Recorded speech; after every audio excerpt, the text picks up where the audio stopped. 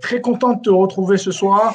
Tu vas pouvoir parler de ton domaine de prédilection. Donc, ce soir, en parlant des problématiques chez les sportifs, en faisant le lien qui est la thématique du moment autour de ces problématiques de neurotransmetteurs avec troubles surrénaliens, dépression et burn-out chez les sportifs. On va couvrir un large sujet qui va nous amener en fait à discuter de beaucoup de choses. Je pense qu'elle est bien étoffée à la conférence.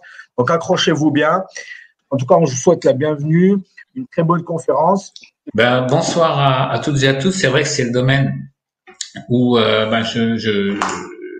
j'ai fait mes armes, on va dire, où je continue d'avoir une expertise qui aujourd'hui est relativement reconnue. Mais encore une fois, c'est aussi parce que le modèle du sportif nous offre un cadre pour comprendre des éléments beaucoup plus globaux.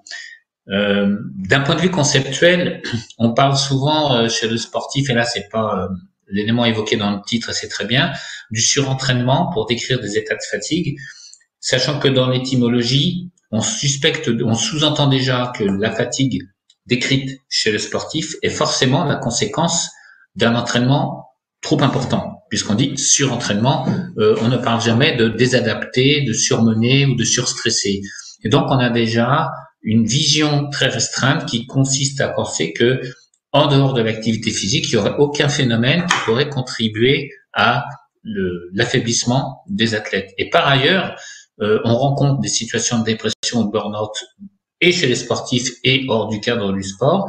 Ce paradoxe finalement de sportifs heureux qui deviennent dépressifs a été exacerbé par tout le contexte du Covid. Je vais y revenir longuement parce qu'il y a eu des situations de décompensation d'état de stress. Et ce qu'il faut comprendre, on va le voir aussi ce soir, c'est que quand un stress ou une décompensation touche un individu, c'est pas parce que on sort de ce contexte, que le contexte évolue, que les dégâts ne persistent pas. Je dis souvent que le stress, lorsqu'il a atteint sa victime, c'est un peu comme un pyromane, il met le feu, quand il s'en va, l'incendie s'arrête pas. Et donc, il y a des phénomènes en cascade et chroniques qui peuvent se déclencher. Et donc,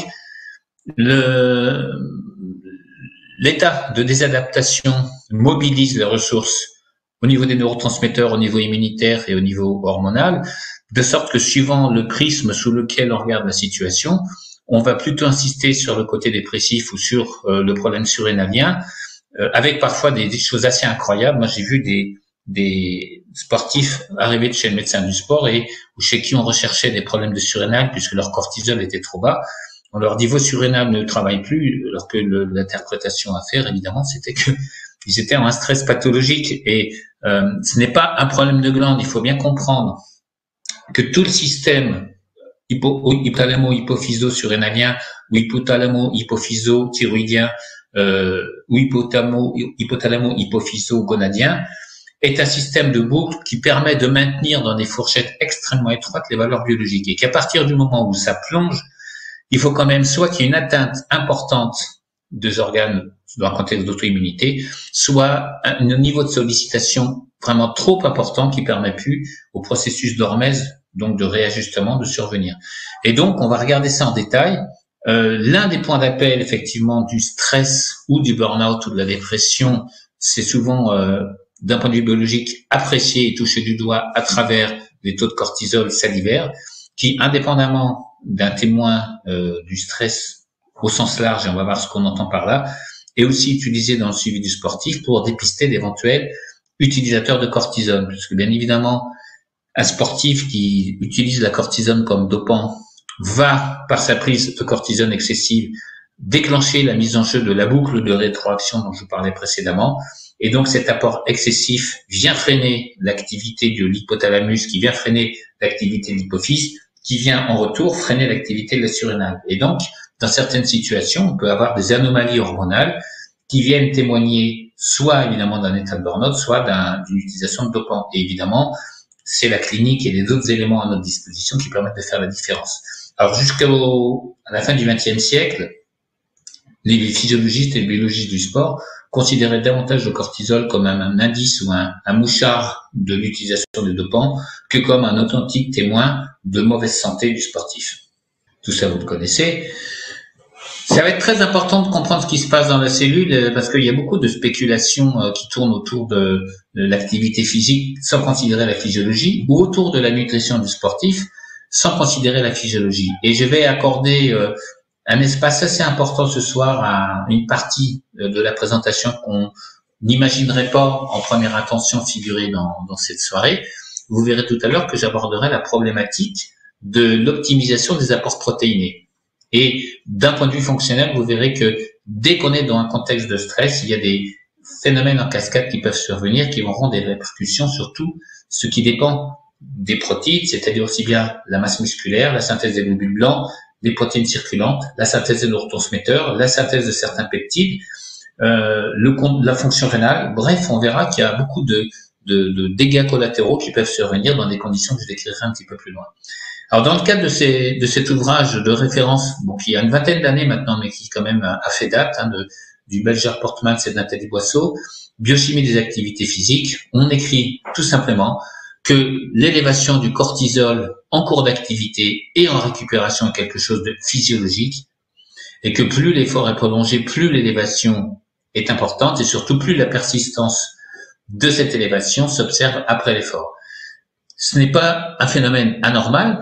En gros, plus la quantité d'entraînement fournie, plus le niveau de sollicitation augmente, plus le niveau de cortisol libéré va être élevé. Et c'est logique, ça a comme objectif de permettre la mobilisation des ressources énergétiques, de préparer également une certaine répression des processus inflammatoires, d'influer sur les processus de coagulation. En gros, comme le cortisol est l'hormone du stress, ça prépare l'organisme à faire face aux trois grandes situations, la fuite, le combat ou l'inhibition, et donc de mettre à notre disposition tous les nutriments nécessaires. L'intervention du cortisol lors de l'effort permet de mobiliser le glycogène hépatique, le glycogène du muscle, de mobiliser les acides gras périphériques, adipocidaires, et également ceux qui sont dans le muscle, mais ça permet aussi, de manière croissante et en fonction évidemment importante si on est à jeun, de mobiliser les acides aminés qui vont eux aussi servir à un rôle énergétique. Ce qui veut dire que plus le niveau de stress subi est important, plus, indépendamment de ce qu'on mange, la contribution des acides aminés à la couverture d'énergie augmente. C'est-à-dire beaucoup de gens raisonnent en disant que on mange des glucides, on mange des lipides, on épargne les protéines, mais tout contexte qui crée une mobilisation du cortisol, une libération du cortisol, entraîne obligatoirement une activation des voies métaboliques qui vont utiliser les acides aminés à des fins énergétiques, quand bien même on a les nutriments appropriés qui permettraient de s'en passer. C'est-à-dire que c'est pas le contenu de l'assiette simplement qui conditionne les voies métaboliques qui sont mises en jeu, c'est le contexte général d'adaptation de l'organisme. Et donc, il faut bien considérer que le contenu de l'assiette nous dit un certain nombre de choses sur l'apport protéique, mais que le contexte dans lequel se déroule l'activité est également tout aussi important pour juger ou pas du caractère approprié de la ration. Et effectivement, plus les contraintes sont importantes, plus les entraînements sont rapprochés, plus la reconstitution des réserves énergétiques est rendue compliquée par la proximité des séances, plus le taux de cortisol augmente et bien évidemment, ces répercussions physiologiques vont alors s'exercer de manière croissante. Parmi celles-ci, comme je le disais, il y a un effet sur l'immunité qui va contribuer à une répression de la libération d'un certain nombre de cytokines pro-inflammatoires, et vous avez également une baisse de l'activité des neutrophiles, et donc il y a déjà un phénomène d'immunosuppression qui peut être temporaire, évidemment, qui peut être plus marqué en fonction du statut nutritionnel de l'individu, qui peut être exacerbé s'il y a d'autres phénomènes qui contribuent à la libération du cortisol, et qui peut déclencher à terme, sous l'effet de la répétition de ces contraintes, un effondrement immunitaire qui va contribuer à une symptomatologie qu'on attribue au surentraînement ou au burn-out, mais qui est d'abord et avant tout une désadaptation immunitaire, qui est exactement un phénomène qui vient s'exercer en parallèle à la désadaptation des surrénales, mais aussi, on verra, de l'effondrement progressif des neurotransmetteurs. Et donc, il faut vraiment, pour que ces systèmes soient dépassés dans leur processus de régulation, que le niveau de contrainte auquel on se trouve soumis soit élevé, soit cumulé et se prolonge dans la durée. Donc, il ne faut pas craindre que parce qu'on fait une séance de sport, on va déstabiliser ces surrénales, mais c'est un contexte global de contraintes excessives, y compris sur le plan de l'activité physique, qui peuvent favoriser ces situations. En fait, comment peut-on arriver à des anomalies du cortisol? Il y a donc, ce que je viens de développer sur les premières diapos, la charge, ce qu'on appelle la charge d'entraînement, c'est-à-dire la quantité globale de contraintes qu'on peut quantifier, auxquelles est soumis l'athlète. Alors, cette quantification a fait l'objet de tentatives de modélisation depuis une trentaine d'années. Il y a des auteurs comme Bannister, comme Robin Cando en France, qui ont essayé d'établir des mesures avec une unité, par exemple, qu'ils appelaient le TRIMS, qui était l'abréviation de Training Impulse, qui était un multiple de la fréquence cardiaque moyenne de la séance d'entraînement qui était observée par la durée de celle-ci. Un exemple très simple, un athlète passait 1 heure à 140 pulsations minutes de moyenne, eh bien le niveau de contrainte, le TRIMS qui était mesuré, c'était 60 fois 140. Donc ils avaient cette unité-là, et bien évidemment ils observaient qu'à un certain niveau de contrainte physique, chez beaucoup d'athlètes, on observait des phénomènes de fatigue, de désadaptation, mais ils se sont vite rendus compte qu'à un niveau de contrainte équivalent, tout le monde ne réagissait pas de la même manière, parce que comme vous le voyez sur la gauche, il y a aussi la charge émotionnelle, ce que nous-mêmes on appelle le stress, qui est davantage du domaine psychologique, qui relève d'un certain nombre de mécanismes qui sont mis en branle lors de la pratique sportive, mais plus largement dans toute situation où il y a un fort engagement personnel de l'individu. Ces situations qui participent à la charge émotionnelle, c'est ce qui est du domaine de la nouveauté, de l'imprévisibilité, de ce qui échappe au contrôle et de ce qui touche à l'ego. Pas plus tard que tout à l'heure, vers 18h30, j'avais une séance en visio avec un athlète français qui s'entraîne en Suisse maintenant, et qui avait un stress important parce qu'il faisait une compétition de rentrée en ce début de saison. Et il était stressé parce qu'il m'expliquait, pourtant, je contrôle pour que tout se passe bien. Il a en tête l'horaire de son repas pré-compétitif, ce qu'il va mettre dedans, combien de temps avant il arrive au stade, où est-ce qu'il va ranger les points pour sa course, où est-ce qu'il met ses chaussettes, etc. Et il me dit, je fais tout pour que tout soit sous contrôle, pour que je réussisse. Et je lui ai expliqué, en fait, lors de cette séance, que ce n'est pas comme ça qu'on limite l'impact du stress et de la charge émotionnelle.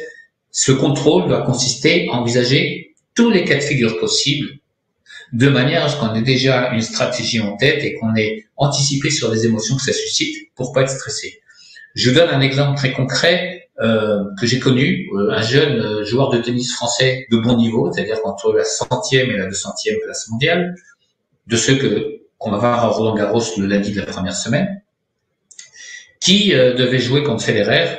Et il a un préparateur mental qui lui disait, écoute, c'est simple, contre Federer, tu te bats du mieux que tu peux pour perdre dignement. Bon, le mec, il est payé pour lui dire ça. Et qu'est-ce qui se passe? Premier set, il mène. Et forcément, il s'y attendait pas. C'était nouveau. En règle générale, c'est pas comme ça que ça se passe. C'était imprévisible, puisque la seule chose qu'on lui avait fait envisager, c'est qu'il allait perdre dignement. Ça échappait à son contrôle parce qu'évidemment, il n'avait pas la suite du scénario, il savait pas ce qui allait se passer. Et même, ça touchait à son ego puisqu'il disait, je mérite pas de gagner, c'est Federer en face. Et donc, ce niveau de stress, cette charge émotionnelle qui, ici, particulièrement, ne survient pas dans un contexte négatif, puisqu'il est en train de gagner, mais qui peut être lié à une situation positive qu'on n'a pas prévue, provoquait un stress important qui a conduit à ce qu'il mette toutes ses premières balles de service dans le filet et qu'avec la deuxième, il assomme 2 ou 3 ramasseurs de balles et qu'il perd le match 6-4, 0-6, 0-6. C'est un grand classique. Et donc, dans ces situations-là, il faut vraiment anticiper tous les cas de figure. Si je démarre mal, qu'est-ce qui se passe? Si on est à égalité, comment je vais anticiper pour essayer de rester devant ou qu'est-ce qui risque de se passer? Et si au contraire, je suis largement au-dessus, est-ce qu'il va rester les bras croisés à perdre son match ou est-ce que je vais devoir m'attendre à ce qu'il me sorte des stratégies nouvelles? C'est exactement ce que je fais avec les gardiens de but de hand, puisque j'ai un certain temps entraîné des gardiens de hand, où je leur expliquais, si tu fais un arrêt, dis-toi bien que sur le tir suivant, le joueur dans la même situation va certainement pas reproduire le même tir et donc essaye d'anticiper à l'avance ce qui va se passer. Et ça, c'est impossible si le niveau émotionnel et le niveau de stress est tel qu'on n'est plus en mesure d'être dans la cognition mais qu'on est dans l'émotion. Et vous allez voir que tout le contexte qui est apparu, notamment avec le confinement, a créé une charge émotionnelle anormalement importante qui, s'ajoutant à la charge d'entraînement et aux contraintes environnementales dont je vais maintenant parler, a déclenché un stress psychophysiologique dont témoignent les anomalies du cortisol, soit à la hausse dans un premier temps, soit en désadaptation dans un deuxième temps. Ces contraintes environnementales, quelles sont-elles? Ça peut être des contraintes thermiques, exposition à la chaleur, contraintes à l'altitude ou à une altitude simulée, contraintes au froid, contraintes de décalage horaire. Vous savez qu'un joueur de tennis professionnel, par exemple, sur les 6 premiers mois de l'année, va connaître à peu près 40 fuseaux horaires, enfin va traverser 40 fuseaux horaires pour se rendre en Australie, revenir en Europe, partir aux États-Unis, revenir en France. Toutes ces situations-là sont des stress physiologiques potentiels. Et donc, il suffit par exemple que vous envoyiez en altitude un athlète qui s'est déjà beaucoup entraîné et qui est dans un contexte de stress émotionnel important pour qu'il décompense son stress. Et on a exactement le même schéma sur le stress oxydatif, puisque ces différentes situations, par elles-mêmes, sont également susceptibles de provoquer un afflux de radicaux libres qui va éventuellement dépasser les capacités de protection de l'individu. Et donc, à partir du moment où, dans le monde du travail, on n'envisage que de la charge émotionnelle pour parler du burn-out, dans le monde du sport, on ne parle que de la charge d'entraînement pour considérer le surmenage, on a une vision qui est beaucoup trop restrictive, puisque parfois, on me dit, est-ce que le surentraînement concerne les sportifs de haut niveau? Non. Vous imaginez par exemple quelqu'un qui a monté sa boîte ou qui est auto-entrepreneur, qui a perdu 50% de son activité pendant le confinement et qui doit rembourser en 2021 le crédit généreusement prêté par l'État, qui continue de s'entraîner et qui même s'entraîne un peu plus parce qu'il a du temps libre et qui veut gérer son stress en ayant un projet compétitif et qui a la bonne idée de partir en altitude s'entraîner, il va peut-être faire que 4 heures de sport par semaine et il va décompenser un état tout à fait similaire à celui du surentraînement, comme on le nomme, du sportif de haut niveau. C'est-à-dire que c'est vraiment le cumul de ces sollicitations qui entre en jeu et le niveau de décompensation qui va amener à cet état physiologique défavorable va aussi être conditionné par la qualité des apports nutritionnels. Parce qu'évidemment, mettre en œuvre les hormones, mettre en œuvre les neurotransmetteurs, mettre en œuvre le système immunitaire, solliciter le métabolisme, impose qu'on ait les cofacteurs des enzymes, qu'on ait les nutriments nécessaires, qu'on ait des apports appropriés. Et donc, la vulnérabilité de l'individu sera d'autant plus précocement exprimée et sera d'autant plus importante que l'adéquation des apports nutritionnels n'est pas garantie.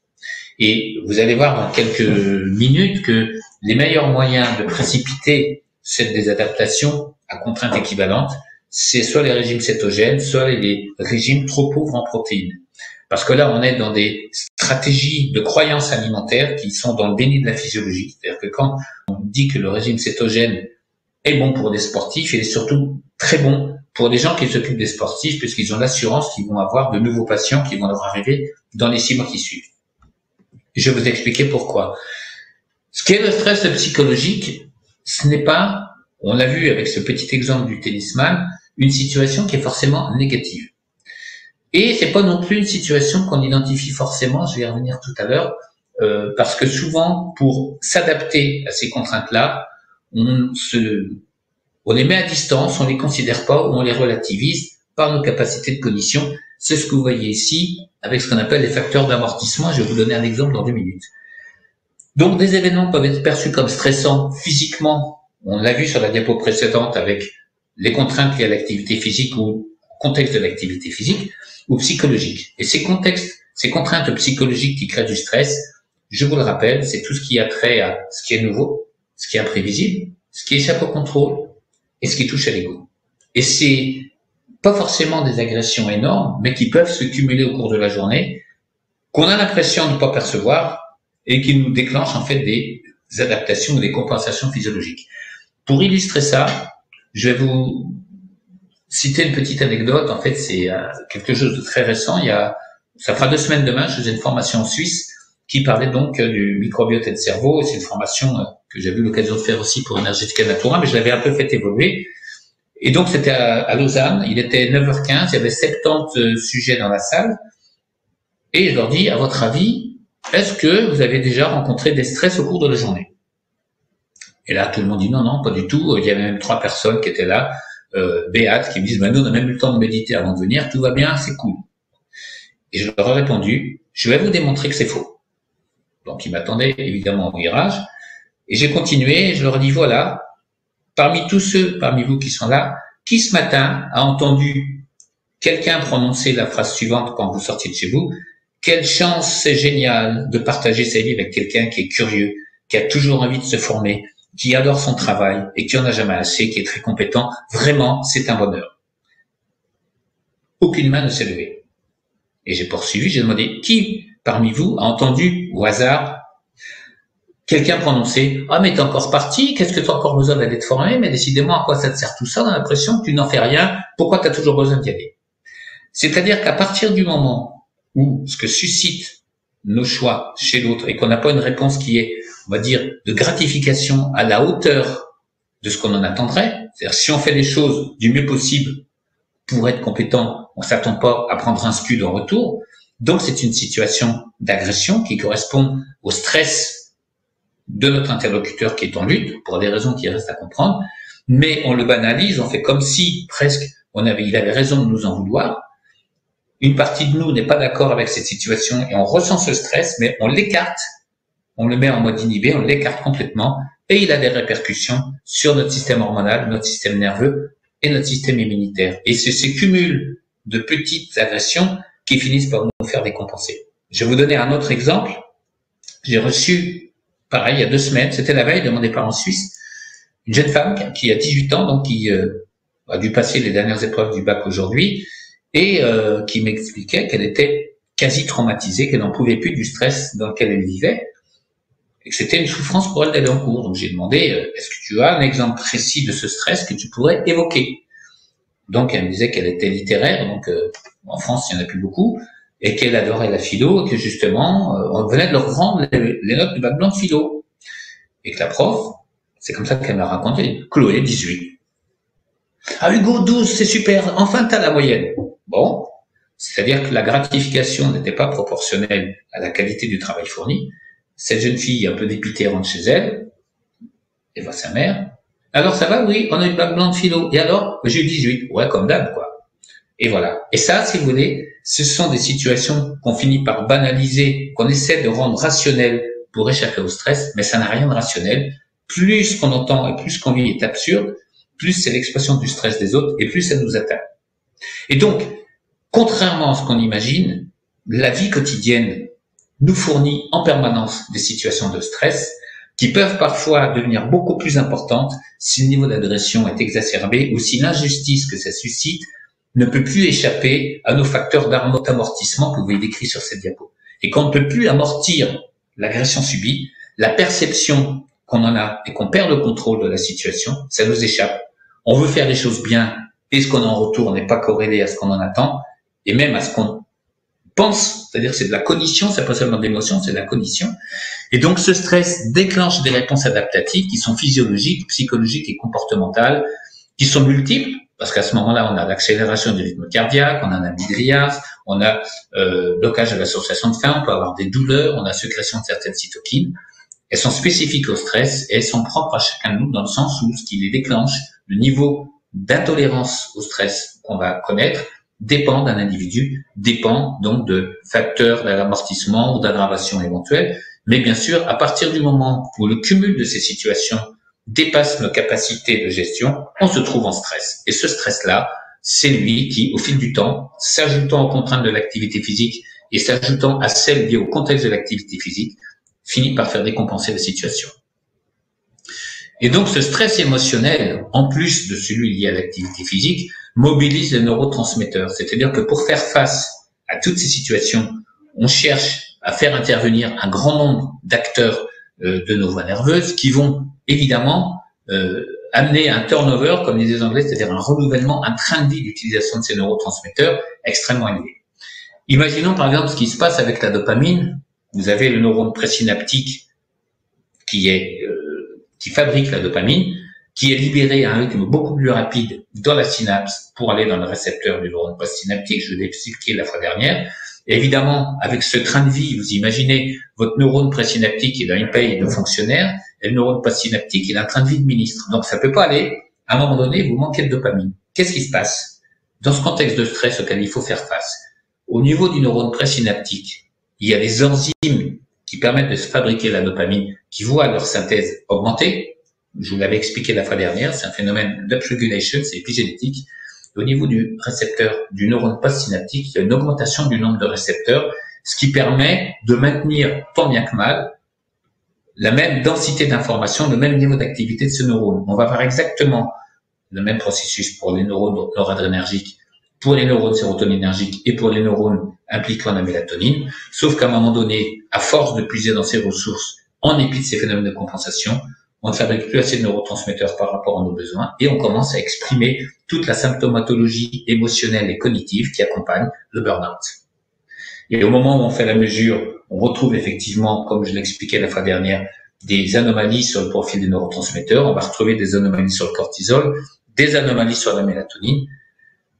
Alors évidemment, la tentation est de faire, entre guillemets, de l'allopathie naturelle et de venir combler un par un tous les déficits qui sont apparus, ce qu'on pourrait appeler de la micronutrition de cantonnier, alors qu'on ne peut pas faire l'économie d'un vrai questionnement sur la perception du stress, la mise à distance du stress, comprendre que quand on est dans une logique de sportif de haut niveau, bien évidemment, ce qui se passe derrière, on a nécessité à se confronter à des comportements de stress, parce que vous imaginez tout à fait ce qui se passe.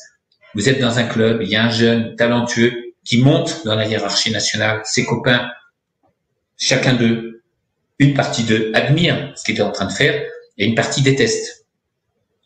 Parce que forcément, ils aimeraient être à sa place. Et cette dualité, cette opposition permanente, crée un stress chez eux qui amène à ce que quand les circonstances s'y prêtent, ces collègues expriment leur stress de manière un peu violente, du style, de toute façon, avec toi, c'est toujours pareil, sur des grands objectifs, tu réussis jamais. Bon. Et bien sûr, même s'il y a une seule fois dans sa carrière où il a raté une course, les gens ne retiennent que ça, parce que finalement, la réécriture de l'histoire qu'ils font dans leur contexte de stress leur permet un certain apaisement, aux dépens, évidemment, de la santé psychologique de celui vers qui ce stress s'exprime. Donc, c'est extrêmement important de comprendre que dans la majorité des situations, quand le stress communique et que c'est lui qui commande, il y a des mots-clés qui viennent exprimer ce stress. Toujours, jamais, il y a qu'à, il faut, il suffit, etc.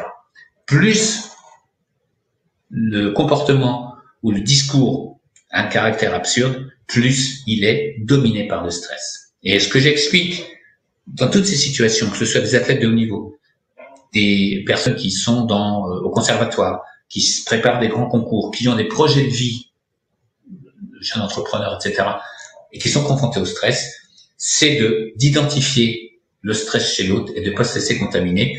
Et il y a deux techniques pour ça, le questionnement ouvert et la dérision. Je poursuis avec l'exemple de ce sportif que j'ai eu tout à l'heure. Il me disait, je sais il a un frère jumeau qui lui fait du 400 mètres, la tête dont je vous parle fait du 400 mètres haies. Son frère a déjà réussi, alors que lui s'est blessé régulièrement, et dit, je sais parfaitement que tout le monde me compare à mon frère et que tout le monde me guette sur la course. Ce qui est du domaine de la croyance. Si j'entends pas son stress et que je lui dis, mais non, c'est pas vrai, il va rester dans son stress. Et donc, j'ai utilisé la dérision, j'ai fait, ah oui, combien est-ce que tu as reçu de recommandés où il y avait écrit, on te compare à ton frère et on t'attend au virage. Et là, il a dit, mais non, j'ai jamais reçu de recommandés. Je dis, donc, tu es dans la spéculation, et cette spéculation est le fruit de ce qui se passe au niveau de ton stress, de ton niveau d'exigence. Et donc, il y a tout un travail en amont pour reconsidérer la situation, ça sort un peu du cadre de ce soir, et c'est seulement parce que on comprend le sens de ce stress et qu'on en limite l'ampleur, que tout ce qui va venir après, notamment avec les plantes adaptogènes, la réflexion sur l'entraînement, la réflexion sur l'alimentation, va être efficace. Quelle que soit la démonstration théorique de l'efficacité d'une plante adaptogène, si on n'arrive pas à aller travailler sur les causes du stress qui amènent la personne dans l'état où elle est, on va mettre un emplâtre sur une jambe de bois, et on aura beau remplacer la rhodiole par l'ashwagandha ou par le schisandra, ça changera rien à l'histoire. Vous allez remplacer les bottes par des Santiago, mais votre patient, vous n'aurez pas remarqué qu'il a une jambe de bois et qu'il ne peut pas avancer plus vite. Et donc, ça nous amène encore une fois à redéfinir ce qu'est le stress, parce que tout le monde en parle, mais personne ne sait vraiment, ou très peu de gens savent de quoi il s'agit.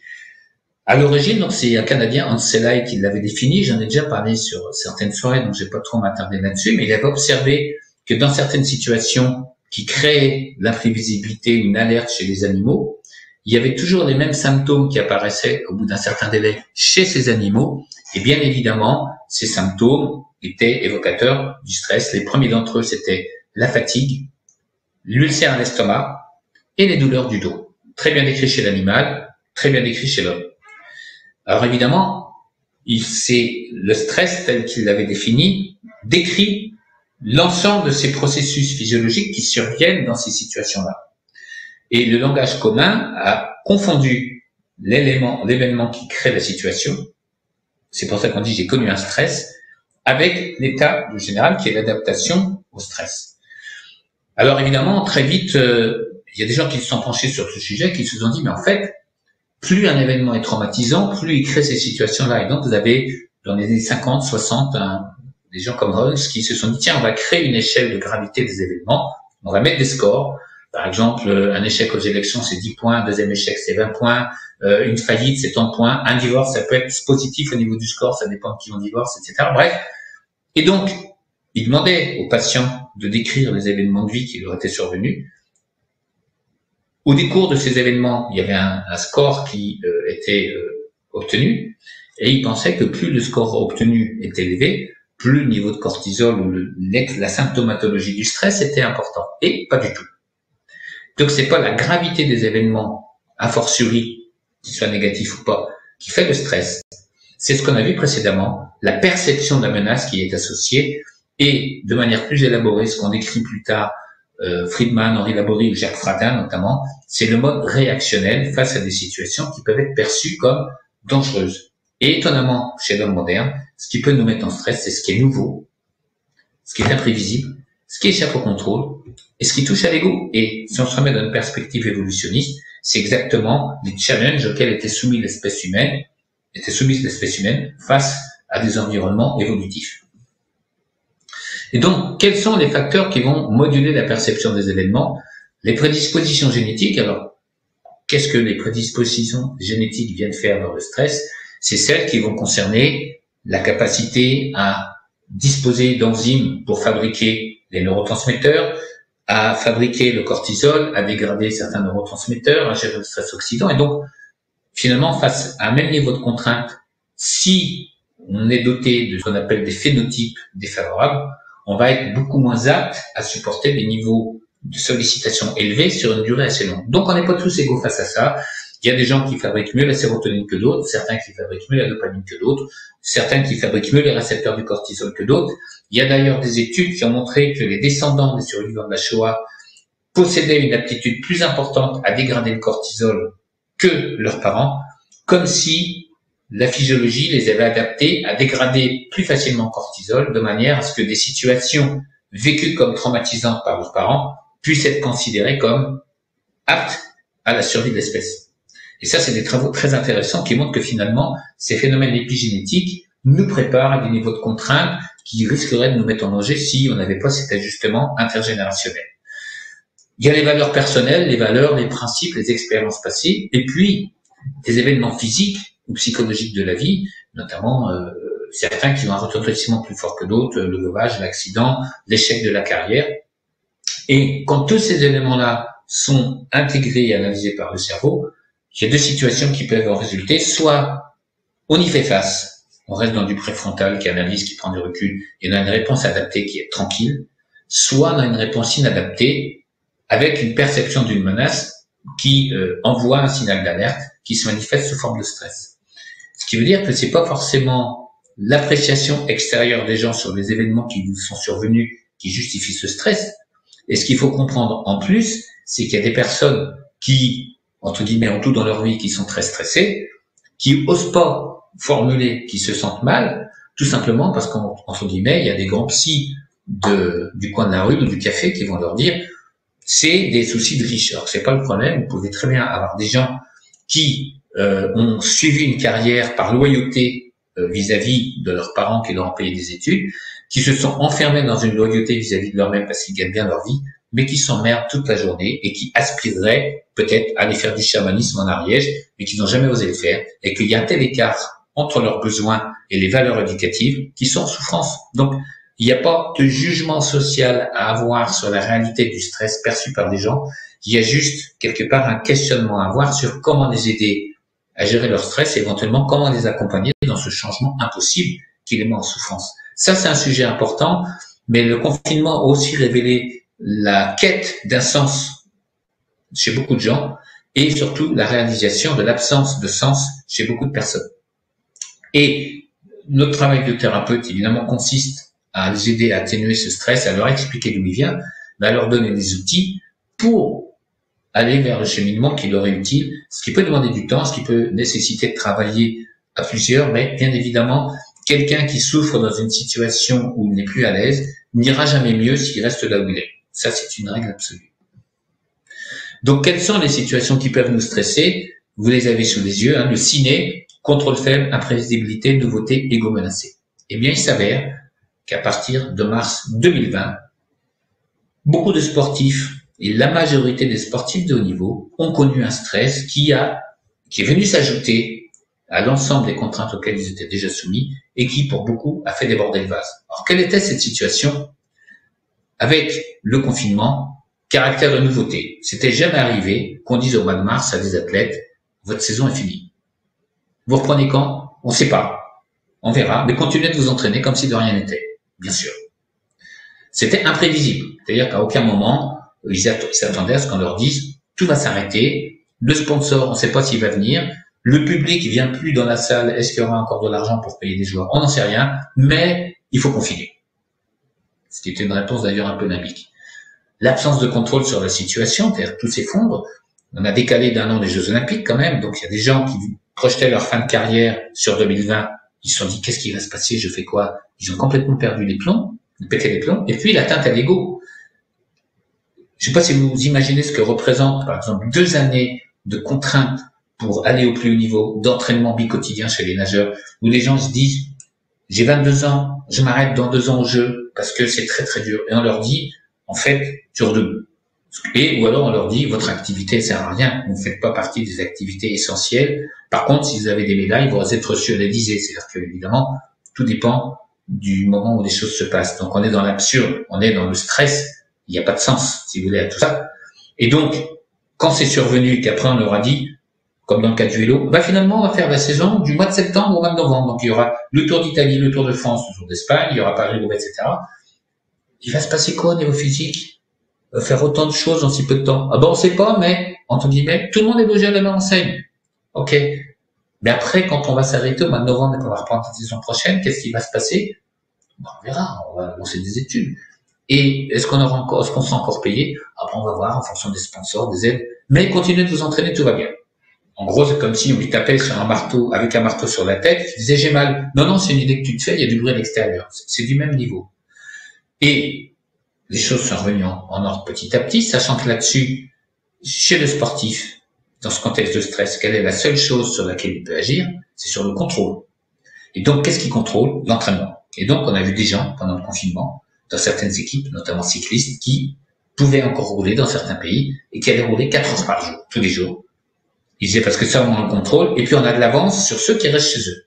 Sauf qu'il s'est avéré qu'ils se sont mis tout seuls en état de surentraînement et que quand la compétition a repris, ils étaient complètement à l'ouest. D'ailleurs, c'est le cas de le dire, c'était des Anglais. Personne, d'ailleurs, n'a mené d'analyse sur la situation parce que finalement, si on doit avoir une réflexion complexe pour comprendre ce qui s'est passé, ça nécessite de sortir du stress. Et donc, comme tout le monde était stressé, personne a mené cette analyse de se dire qu'est-ce qui s'est passé. Alors, il y a quelques empêcheurs de tourner en rond qui ont quand même mené des études, notamment Kilic, qui a publié en 2021, qui a utilisé les questionnaires validés comme le questionnaire de Hamilton ou le questionnaire de Cohen pour évaluer authentiquement le niveau de dépression. Il a trouvé 16% des footballeurs pro danois qui étaient dépressifs. Ok. Et il s'est dit, est-ce que par hasard, la pratique du sport de haut niveau dans un contexte gratifiant limite le problème? Et donc, ils ont mené la même étude chez les handballeurs, sachant que le handball, vous savez, ça se joue à 7, et il y a 2 règles. Soit à la fin, c'est la France qui gagne, soit c'est le Danemark. Bon, il s'avère que depuis 2 ans, c'est le Danemark.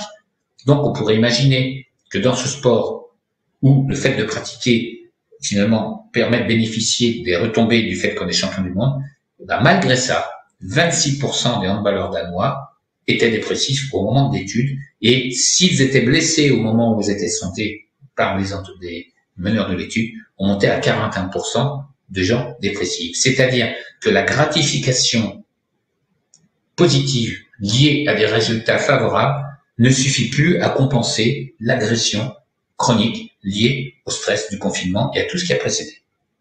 Donc, ça amène vraiment à se dire, est-ce que, au-delà de ce constat-là, il y a des observations biologiques? Alors moi, j'ai eu la possibilité de regarder dans un certain nombre de sports, chez les athlètes de haut niveau, ce qui se passait à travers la mesure du cortisol salivaire au lever.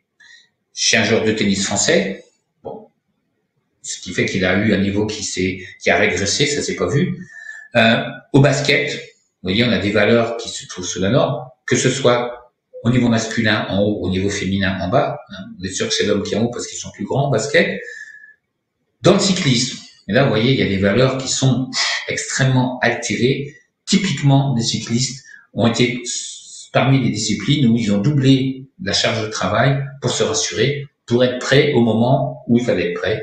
Et aujourd'hui encore, j'ai eu le bilan d'un jeune vététiste français qui est revenu, qui me dit c'est bizarre, je fais très bien une compétition, la suivante, je suis pas bien. Et donc j'ai eu son résultat, il était à 3,86 il y a un an qu'on avait fait le bilan, aujourd'hui il est à 4. Donc j'ai expliqué que à moins de s'arrêter en pleine saison, il faut qu'il fasse absolument l'impasse d'une compétition sur deux. Alors évidemment, ça va pas plaire à l'entraîneur, ça va échapper au contrôle, tout ce qu'on veut, donc ça va créer du stress, mais j'ai expliqué que c'était le seul moyen pour remonter éventuellement son état physiologique, en plus de ce qu'on fait en plante adaptogène et à bord de son entraînement, c'était le seul moyen de remonter. Alors il y a d'autres sports qui sont concernés.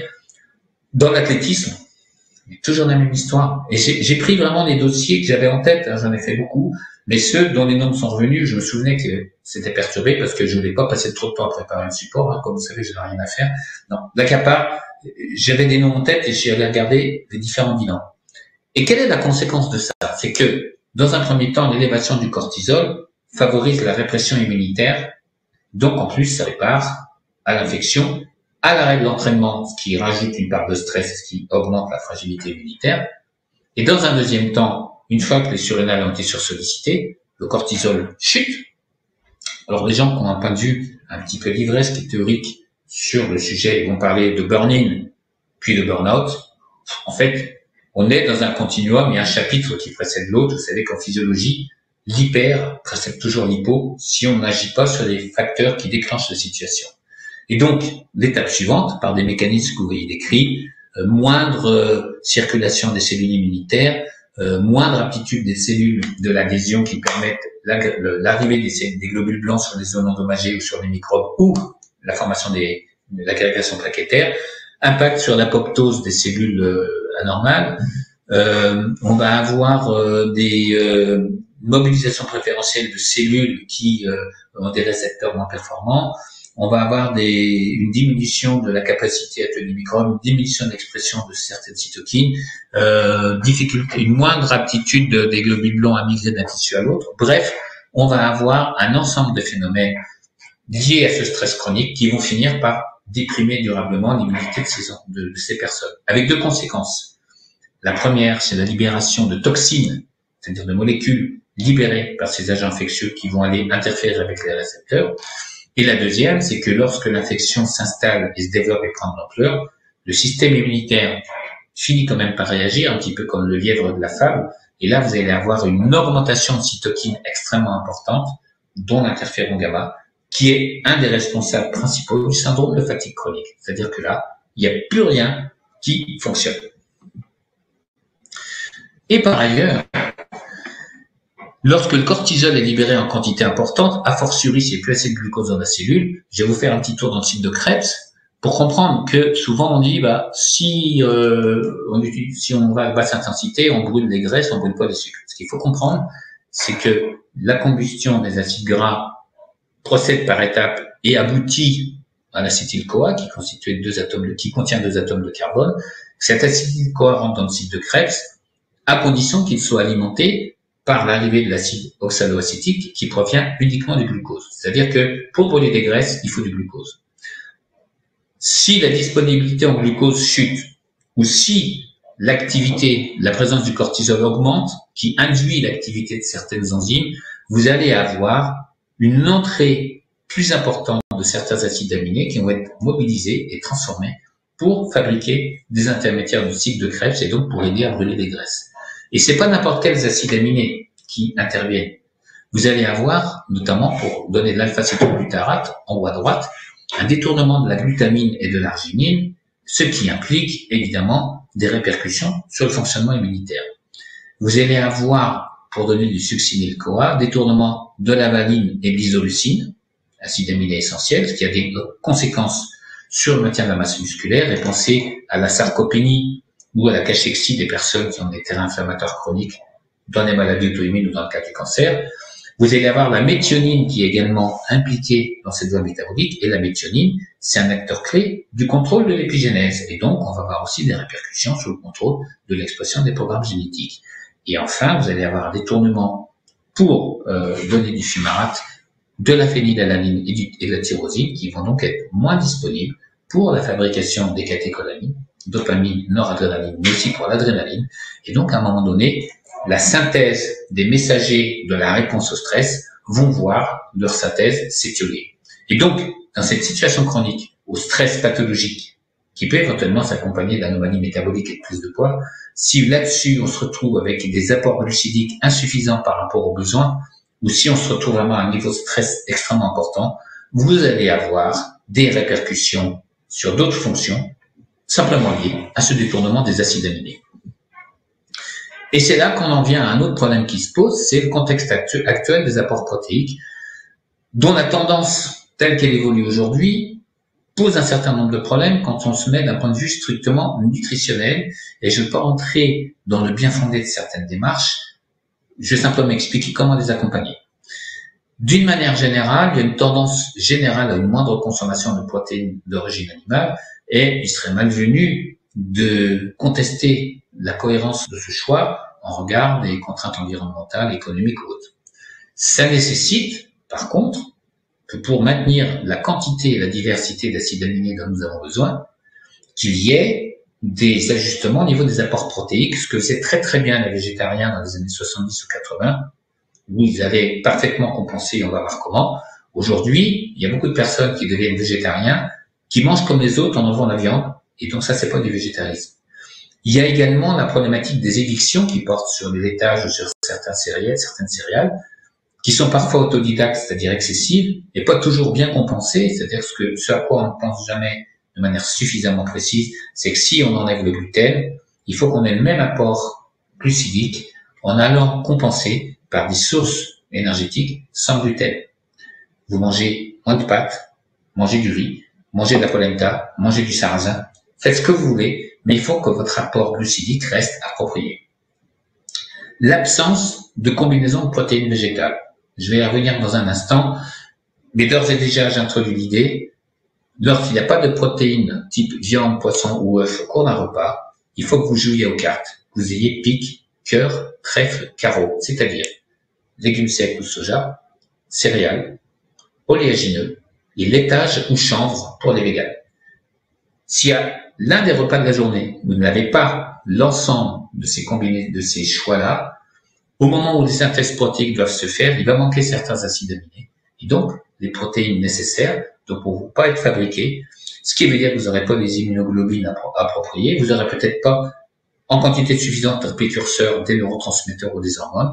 Et donc, si vous mangez le riz le matin, le tofu le midi et les amandes le soir, vous avez tout faux. Et il y a un élément aggravateur, on l'a vu sur la diapo précédente, c'est que la privation, la restriction glucidique majore la contribution des acides aminés au fonctionnement du cycle de Krebs, et donc on va brûler les graisses en utilisant des protéines.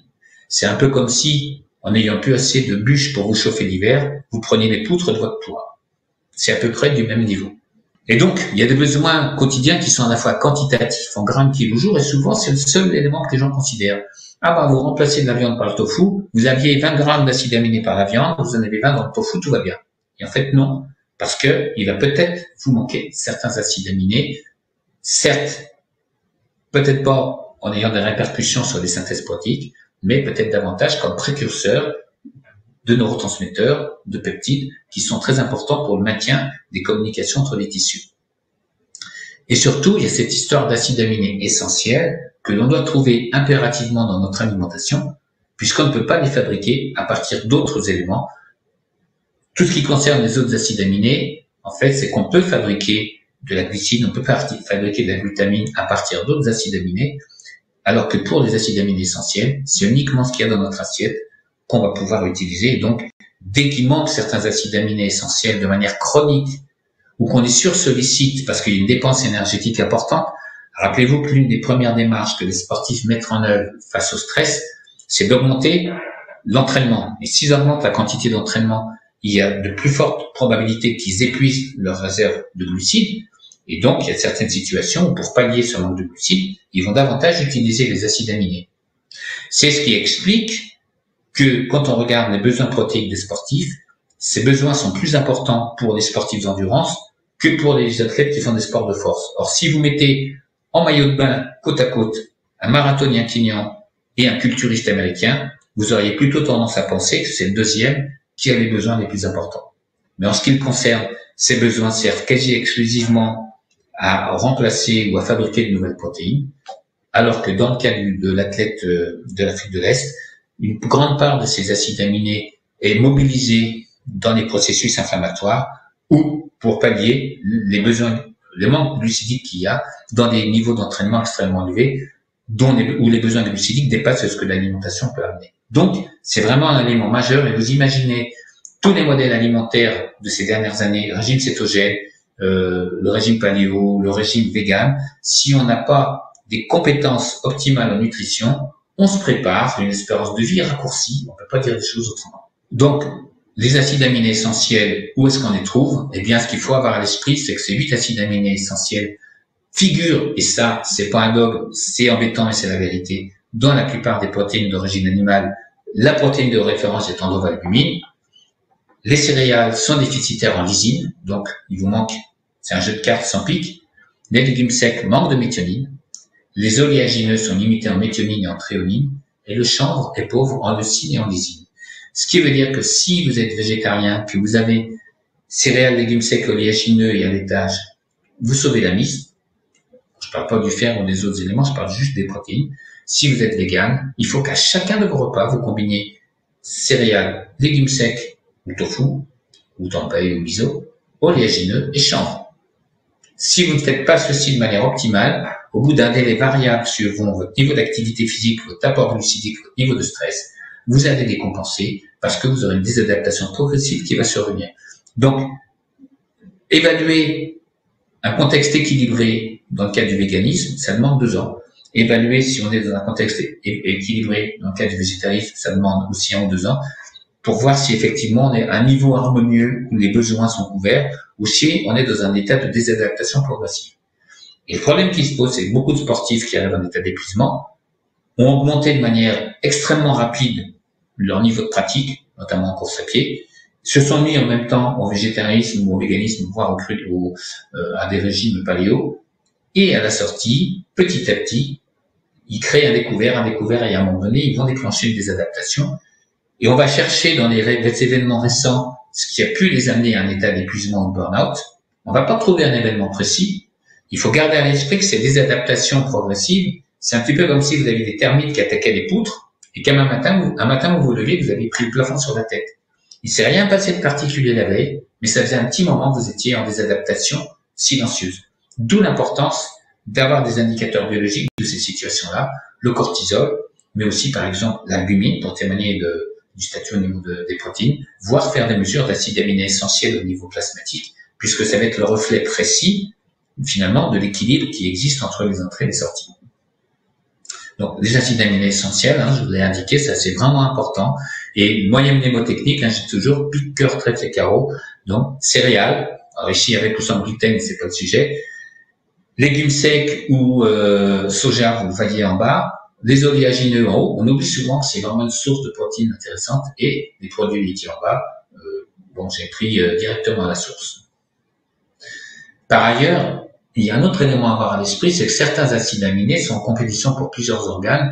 C'est par exemple la glutamine qui est utile à la fabrication des globules rouges et à la synthèse de l'ADN est principalement fabriquée au niveau musculaire à partir des acides aminés ramifiés, leucine, isoleucine, valine. Ce qui veut dire que si votre apport énergétique global votre apport glucidique global ou votre apport protéique global est insuffisant, votre muscle va cesser d'exporter du blé vers... Ah non, c'est pas ça. C'est votre muscle va cesser d'exporter de la glutamine vers le système immunitaire et vers l'intestin. Et c'est ce qui permet de comprendre que chez des sportifs en état de burn-out, c'est pas les complémentations en glutamine qui remontent le système immunitaire, c'est les complémentations en acides aminés ramifiés et en glucides. Vous comprenez la logique, s'il y a une espèce d'interconversion permanente des métabolismes qu'il faut avoir à l'esprit. Et donc, en cas d'apport chroniquement insuffisant, qu'est-ce qui va se passer? Synthèse protéique insuffisante. Sur des typages lymphocytaires, par exemple, on va voir des taux de lymphocytes ou de leucocytes sous la norme. Souvent, on se dit comment ça se fait que cette personne n'a pas assez de globules blancs. Allons regarder sa manière d'organiser son alimentation et allons regarder son niveau d'activité physique. Vous venez de comprendre que les synthèses protéiques, c'est pas seulement j'ai des protéines dans l'assiette, alléluia, tout va bien, c'est un petit peu plus compliqué. Formation de la glutamine insuffisante, disponibilité insuffisante en arginine.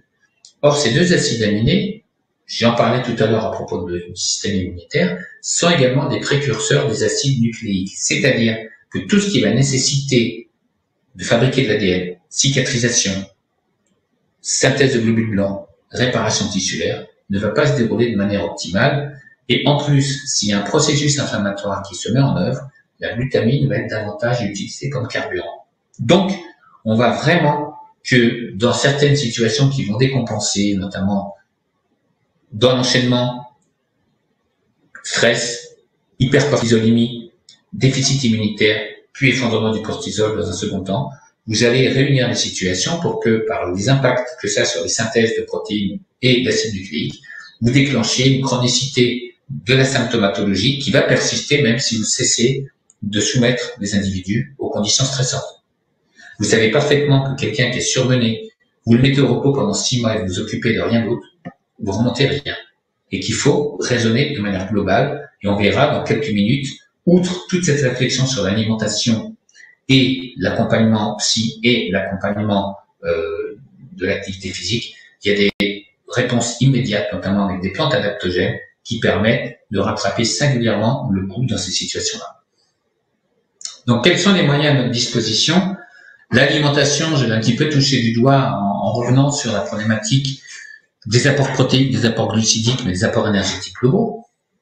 J'ajouterais d'ailleurs un truc très intéressant, un élément très intéressant, c'est que j'ai publié un travail en 2005 dans Sciences et Sport, qui était en fait le fruit d'une étude où on regardait quels étaient les apports lipidiques moyens qui permettaient de prévenir des déficits en acides gras polyinsaturés sur le plan biologique. Et en fait, un des éléments qui prédisait le déficit en oméga 3, c'était l'insuffisance des apports glucidiques. Parce que par des phénomènes en cascade de mobilisation successive de nutriments, l'acide alpha-linolénique, chef de file des oméga 3, devenait un élément clé de la lipolyse. Et donc, faute de glucides, on va brûler des acides aminés, mais on va aussi brûler certains oméga 3. Donc, vous voyez en quoi on peut pas raisonner de manière segmentée les protéines, les glucides, les lipides, mais dès qu'on réduit la part d'un des macronutriments, ça a des répercussions sur les autres familles. Et donc, il faut vraiment considérer que si à un moment donné, il y a une problématique métabolique qui se pose, c'est pas tant dans la structure de l'alimentation que dans la correction des désadaptations physiologiques qu'il faut aller chercher les clés. C'est pour ça que la restriction calorique n'a pas de sens sur ces situations-là, puisque, en règle générale, notamment chez le sportif qui s'entraîne 10-15 heures par semaine et qui prend du poids, c'est pas un problème d'excédent des apports énergétiques qui se pose, c'est un problème de désadaptation profonde de tous les systèmes régulateurs. Alors, moduler la sérotonine par rapport au stress, j'ai déjà insisté là-dessus, mais ce qui fait baisser la sérotonine, en dépit de tous les mécanismes compensatoires que j'évoquais la fois dernière sur les enzymes présynaptiques et les récepteurs postsynaptiques, c'est réduire l'inflammation, améliorer la fonction hépatique, améliorer le fonctionnement de la flore intestinale, puisque je viens d'évoquer 3 situations qui contribuent à détourner le tryptophane et à le rendre moins disponible pour les neurones sérotoninergiques. Et j'ajouterai aussi qu'il y a un autre élément, 2 autres éléments qui jouent un rôle crucial par rapport à l'activité de la sérotonine. C'est un peu une révision de la fois dernière. C'est le déficit en fer, puisque c'est un cofacteur majeur de ces voies de synthèse. et le déficit en oméga 3, davantage pour tout ce qui est plasticité membranaire, mais aussi comme contrôle de l'inflammation. Ce qui nous amène à l'étape suivante, limiter l'inflammation, qui peut être notamment liée aux endotoxines, on révise de ce qu'on a vu l'an dernier, hyperperméabilité intestinale, mais aussi chronicité d'apprenant immunitaire liée aux effets du cortisol. Vous voyez tous les liens qui se font. Proposer des plantes adaptogènes, ça en première intention, c'est un élément majeur, et je vais y revenir. Toutes les stratégies alternatives de gestion du stress, dont les modes mentaux. Alors souvent on dit, ouais, mais c'est bizarre, la cohérence cardiaque, ça marche pas toujours. Il est évident que si vous êtes en stress pathologique, ça peut pas le faire. Imaginez un zèbre au milieu de la savane avec les lions qui tournent autour, vous lui demandez de faire de la cohérence cardiaque et il entend les lions qui grondent. Il n'y a aucune chance que ça marche. C'est-à-dire que toutes ces approches qui visent à travailler sur la conscience considèrent que le stress, finalement, peut être gouverné par la conscience et que la conscience peut prendre le pas sur les mécanismes du stress. C'est antiphysiologique de penser ça. Toutes ces stratégies ne peuvent être efficientes que pour optimiser un état d'harmonie qui est déjà présent, pour aller chercher le petit plus par rapport à on va dire, à l'effet immédiat de la situation. Voilà, je suis en finale olympique, il faut que je me calme, etc. Mais dans un stress pathologique, il faut d'abord régler la problématique du stress pathologique pour pouvoir bénéficier totalement de ces gestions alternatives. Et alors, le management bienveillant, on dirait que c'est presque un oxymore. Ça concerne aussi la manière dont le patient est considéré par son thérapeute. Parce que très souvent, vous avez en face de vous des patients informés qui vont contester ou discuter ce que vous proposez. Et donc, c'est imprévisibilité, absence de contrôle, atteinte à l'ego. Ils peuvent vous mettre en stress. Et le stress, on l'exprime de trois manières, la fuite, la lutte ou l'inhibition. Et à un moment donné, étant soi-même mis en stress par le patient, on peut adopter une attitude qui va renforcer le stress de celui-ci. Donc, le management bienveillant du patient consiste aussi à identifier le stress chez lui et à ne pas se laisser contaminer par celui-ci et à renvoyer quelque chose de bienveillant. Alors, comme j'ai un tout petit peu de temps pour ça, j'ai déjà évoqué ce phénomène, ce point-là, mais on peut basculer d'un système limbique qui est vraiment en lien avec le stress à un mode beaucoup plus préfrontal et bienveillant grâce à deux techniques qui sont le questionnement ouvert et la dérision. Alors, je vais vous raconter une petite histoire qui permet de comprendre ça. Et quelques années en arrière, j'avais reçu une patiente qui venait, qui m'appelait parce qu'il dit « J'ai vraiment besoin de perdre du poids, c'est vital ». Bon, c'est vital, je suis assez attaché au sens des mots. Je dis, pourquoi vous avez une maladie grave? Non, mais c'est vraiment vital, je ne supporte plus. Je dis, oui, c'est important. Et non, c'est vital. Ok, viens au cabinet pour régler son problème vital. Elle perd 4 kilos le premier mois. Ah, c'est super, c'est génial, je suis super content, je voudrais sauver la vie. Je vois, enfin non, bon, je vous ai rendu 4 kilos, tout va bien. Elle revient 2 mois après, et là, elle arrive, elle me fait, de toute façon, c'est pas possible, c'était trop dur, j'ai tout arrêté, vous vous rendez compte, mon mari ne me reconnaissait plus. Je disais tout à l'heure, le stress se manifeste par l'absurde. Et là, si vous n'avez pas identifié, ou si vous faites semblant de ne pas voir, ou parce que vous ne savez pas gérer que ce que vous dit votre patiente est absurde, si vous lui répondez rationnellement en lui disant « Ah mais quand même, c'est dommage, vous avez si bien commencé, pourquoi vous arrêtez ?» Précisément, vous la renvoyez à son absence de contrôle, à son atteinte à l'ego et à l'imprévisibilité, et donc, en voulant être bienveillante, vous lui rajoutez du stress. Donc, deux techniques pour sortir de ce stress, c'est le questionnement ouvert et la dérision. Et ce que je vous raconte, là, ce que je vais vous raconter, c'est authentique. Donc, cette patiente me dit, vous vous rendez compte, mon mari ne me reconnaissait plus. Et moi, je regarde, je fais, mais je comprends pas, vous avez acheté une cagoule du Ku Klux Klan et vous la mettez en sortant du cabinet. Donc, ça, c'est la première technique, la dérision. Il se passe rien. Ok. Donc, je continue, je dis, mais vous vous rendez compte, si vous mouriez carbonisé dans un accident de voiture, votre mari pourrait encore vous reconnaître, c'est même lui qu'on appellerait pour ça.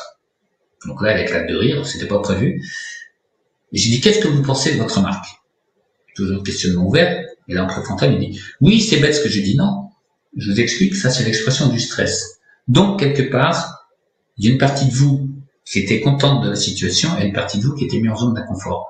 Oui, en fait, c'est mon mari qui m'a dit qu'il supportait pas que je perde du poids. Il doit penser que, je l'ai arrêté tout de suite, j'ai dit, il doit penser que, il vous a pas envoyé de recommandé, vous savez pas ce qu'il pense. Donc, il n'y a qu'un moyen de le savoir. Vous allez revenir et vous allez lui demander, tu sais, chérie, l'autre jour, tu étais très inquiet ou tu étais très embêté parce que je perdais du poids. Qu'est-ce qui s'est vraiment passé? Pourquoi tu m'as dit ça? Et vous savez ce qui s'est passé? C'est que Marie, pendant des années, il a vu sa femme qui voulait maigrir, mais qui n'y arrivait pas. Et il l'a vu, entre guillemets, beaucoup maigrir d'un seul coup. Il a eu peur qu'elle soit malade, il a demandé d'arrêter. Et elle était partagée entre j'ai envie de maigrir, mais je suis loyal. Donc, cette opposition l'a mise en stress, et ce stress s'est exprimé en lutte vis-à-vis de moi. Et donc, le management bienveillant, quand on est thérapeute, ça consiste à repérer le stress du patient et à le faire sortir de cette situation de stress pour pouvoir faire passer le message. Parce que sinon, vous parlez en italien, il vous répond en islandais, vous n'arrivez jamais à vous entendre, vous avez certainement en tête ces situations où vous faites une prescription, où vous expliquez un truc au patient, et il est tellement de stress et dans sa tête qu'il comprend autre chose et qu'il reformule une phrase qui est totalement différente de ce que vous venez de lui dire. Ce qui vous met en stress, vous avez l'impression de ne pas avoir été entendu. C'est pas que vous n'avez pas été entendu, vous ne parlez pas la bonne langue.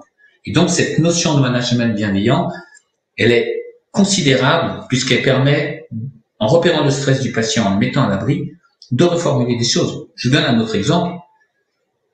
Une nageuse très très investie dans son projet de carrière qui arrive épuisée, donc c'est le thème du jour, et qui me dit, voilà, je suis fatigué, alors j'ai bien compris ce que vous m'aviez dit, je suis allé voir mon entraîneur et il a décidé qu'au lieu de m'entraîner 2 fois par jour, je ne m'entraînerai qu'1 fois par jour, il tient compte de ma fatigue.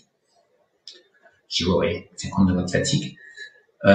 Imaginez que vous avez une amie qui travaille chez Carrefour et qui va voir un médecin du travail et qui lui dit je suis fatigué, qu'est-ce que vous me proposez de faire? Alors il y a 2 options.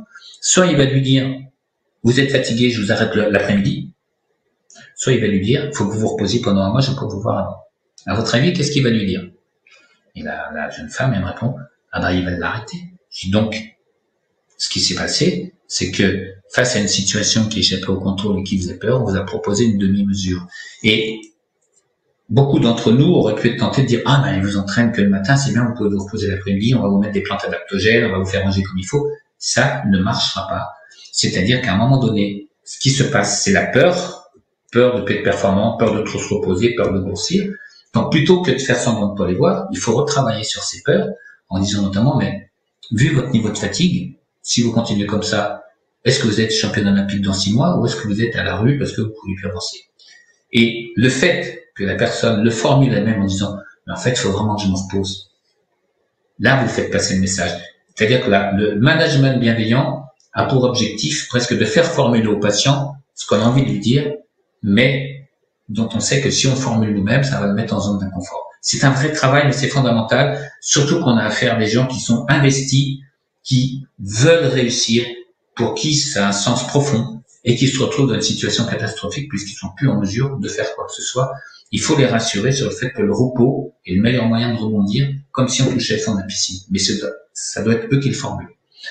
Donc les plantes adaptogènes, c'est un autre moyen à notre disposition. J'en ai déjà parlé. C'est des plantes en fait qui agissent sur l'ensemble des processus régulateurs. Ça favorise l'activité des enzymes de synthèse des neurotransmetteurs, ça remonte les hormones surrénaliennes, ça remonte les neurotransmetteurs, mais également certaines plantes ont des effets protecteurs parce que le stress chronique contribue à une dégénérescence des neurones, mais surtout une destruction d'un certain nombre de synapses. Donc les plantes adaptogènes sont du total inocuité. C'est pour ça que quand on me demande est-ce que proposer du ginseng à quelqu'un qui a un cancer, c'est dangereux et tout, ça stimule l'immunité? Non, ça stimule pas. C'est un effet normalisant. C'est un effet d'une totale innocuité et c'est des actions non spécifiques. Ça vise à augmenter la résistance globale de l'organisme face à des perturbations. Donc, opposer les effets propres d'une plante à ses conséquences éventuelles alors qu'on parle d'une plante adaptogène, c'est une méconnaissance des effets physiologiques des plantes adaptogènes. Alors, il y a 2 modes d'action principaux qu'on reconnaît à ces plantes adaptogènes, notamment au niveau cérébral. C'était bien décrit par des études, notamment des travaux scandinaves. L'augmentation du neuropeptide Y, dont on verra dans la diapo suivante qu'il a plein d'effets bénéfiques au niveau du cerveau et que cette synthèse du neuropeptide Y est également rendue possible par une activité physique régulière, et l'élévation de ce qu'on appelle les HSP, notamment la HSP72, Heat Shock Protein, qui est une catégorie de molécules qui sont libérées quand la cellule est en danger pour la préserver de la mort. Donc, initialement découverte face au choc thermique, d'où l'expression Heat Shock Protein. Ça concerne aussi celles où il y a une duplication de virus au cœur d'une cellule, où il y a des molécules toxiques qui s'accumulent, où il y a un agent agresseur qui met en danger la survie de la cellule. Et donc, ces HSP, évidemment, protègent aussi tous les tissus des effets du stress, notamment les neurones. Donc, vous voyez les effets du neuropeptide Y, qui va aussi agir directement sur l'axe hypothalamo-hypophyso-surrénalien.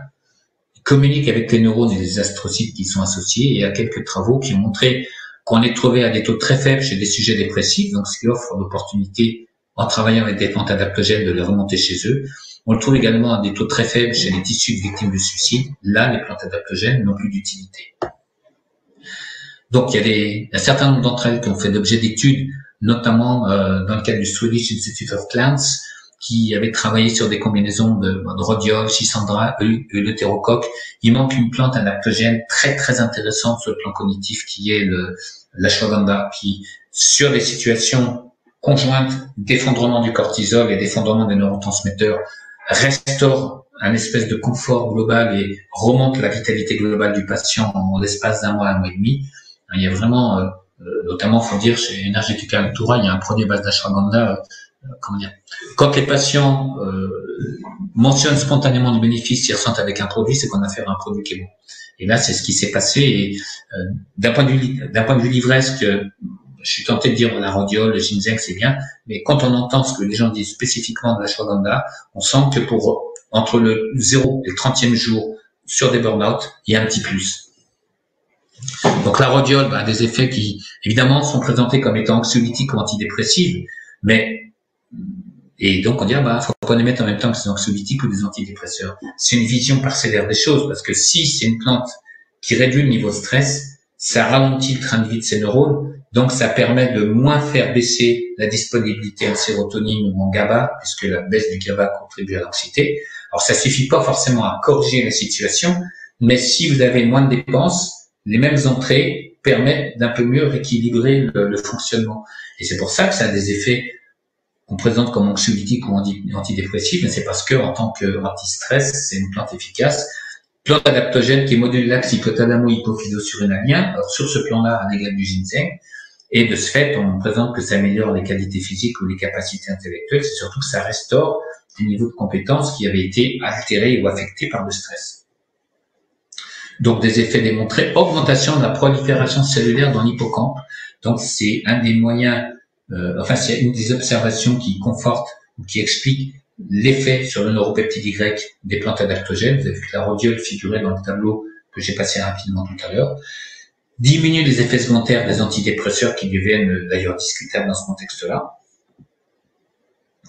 Des études qui montrent son effet sur la gestion de la dépression modérée, sachant que là on est dans une logique de psychiatre qui observe la dépression. Ce qui est intéressant, c'est de considérer les causes qui y ont conduit, puis les mécanismes qui font s'effondrer la sérotonine, et puis le train de vie des neurones sérotoninergiques qui viennent ralentir les conséquences du stress. Donc évidemment, la rhodiole agissant en amont de tous ces phénomènes-là, il est tout à fait logique que sa prise, comparativement à un placebo, ait des effets antidépresseurs qui se retrouvent dans des études publiées dans les revues internationales. Alors, plante adaptogène et études en milieu spatial, donc rhodiole, schisandra et éleutérocoque. Alors, ça a été étudié dans des contextes bien particuliers par des volontaires qui viennent d'un pays qu'on n'a pas le droit de citer. Alors, temps de compréhension de l'information, c'est quand même important. Imaginez, vous êtes dans l'espace. Dimitri, ça veut dire tourner à droite, pas à gauche. Bon, ça c'est un peu gênant. Et puis, précision, attention, tu as fait un trou dans la soucoupe, il va falloir qu'on redécolle.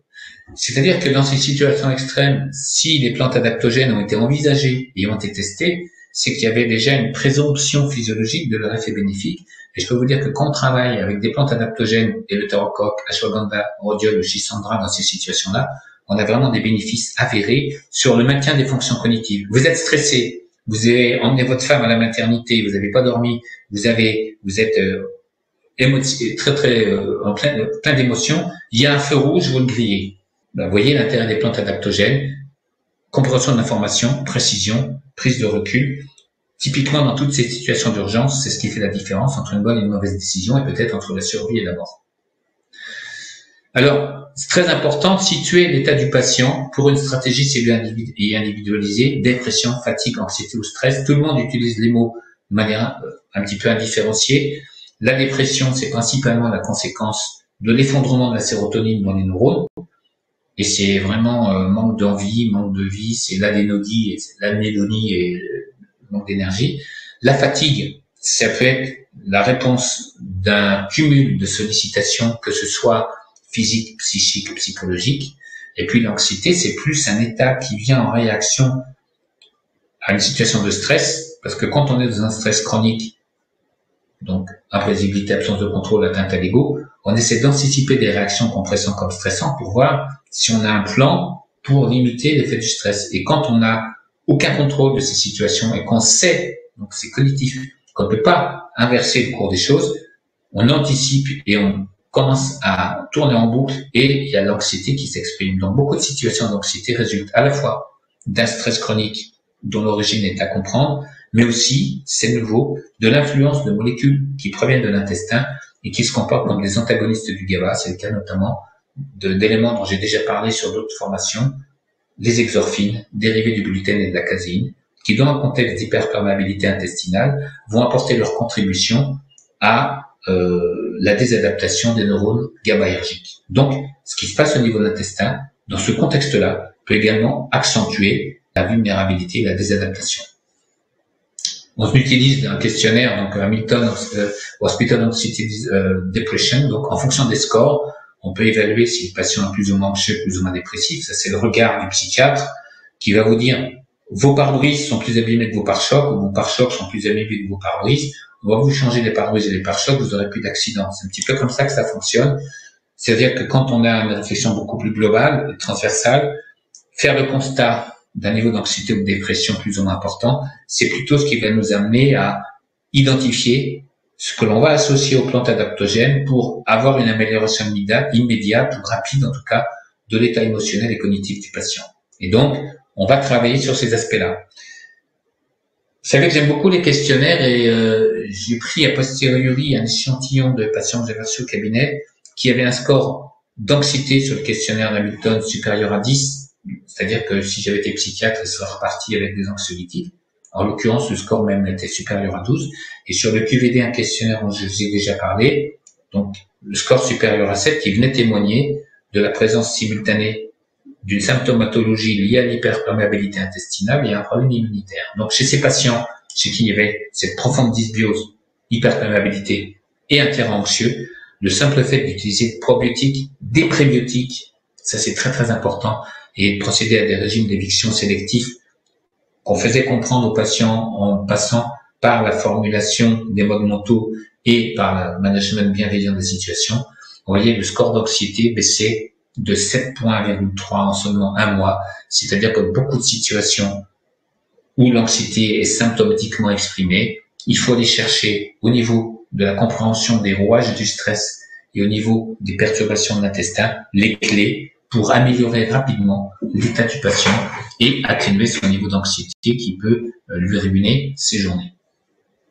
Et donc, par rapport à ça, il y a des stratégies en phytothérapie qui peuvent s'associer à l'utilisation des plantes adaptogènes, en se souvenant que, outre le cortisol, le stress chronique fait intervenir une autre molécule qui, elle, provient de l'hypothalamus, qui s'appelle le CRF, ce qui veut dire Cortisol Releasing Factor, qui altère l'étanchéité de la muqueuse intestinale, qui accentue la sensibilisation des mastocytes, donc asthme d'effort, allergie à la chaleur, allergie à l'eau, des trucs qu'on voit qui sont hallucinants, entretient la réaction inflammatoire, et que comme l'inflammation détourne le tryptophane, ce stress chronique par ce phénomène inflammatoire fait baisser la sérotonine, ce qui accentue la vulnérabilité au stress. Donc, dit autrement, il y a un cercle vicieux qui s'instaure, et il y a le dysfonctionnement vagal qui s'observe aussi. Et enfin, là je l'ai rajouté, et c'est spécifiquement lié au cortisol qui est mobilisé sous l'influence du CRF, la répression immunitaire. Donc vous voyez, toutes les conditions sont réunies pour qu'à partir du moment où la désadaptation apparaisse, il y ait beaucoup de conséquences qui s'entretiennent et qu'il n'y ait aucune raison qu'on revienne à un état normal. C'est-à-dire que quand on a franchi la limite de la désadaptation ou de ce qu'on appelle le burn-out ou de ce qu'on appelle la fatigue chronique ou le surentraînement, il suffit pas de se reposer pour aller mieux. Donc il y a des complémentations qui peuvent être mises en œuvre, mucunal, griffonia, tyrosine. La tyrosine, ça marche assez bien chez les sujets qui ont la dopamine effondrée. Je suis plus dubitatif sur le tryptophane parce que vous avez vu qu'il y a beaucoup de voies qui permettent de le détourner. Et l'intérêt des plantes, c'est d'aller agir en contournant les phénomènes de détournement. Vous voyez, Mucuna, Griffonia, sachant que ça va aussi indirectement agir sur la mélatonine. Et alors, n'oublions pas les effets antidépresseurs du curcuma. Il y a des études qui ont montré que les modes d'action potentiels du curcuma comme antidépresseur, c'est à la fois des effets anti-inflammatoires, donc réduire l'inflammation, réduire les détournements du tryptophane, monoaminergique, c'est-à-dire que ça agit sur les gènes qui codent pour les protéines qui assurent la synthèse. Je l'avais évoqué la fois dernière, les enzymes clés de la synthèse, aussi bien de la dopamine que de la noradrénaline que de la sérotonine. Antioxydant, modulateur immunitaire, c'est-à-dire que ça agit sur les lymphocytes régulateurs et donc ça limite les risques de processus auto-immuns. Et effet neuroprotecteur, c'est-à-dire que ça va également permettre la production du BDNF, Brain Derived Neuron Factor, ou du neuropeptide Y. Dit autrement, certains ingrédients contenus dans le curcuma vont directement agir en activant les processus de protection neuronale.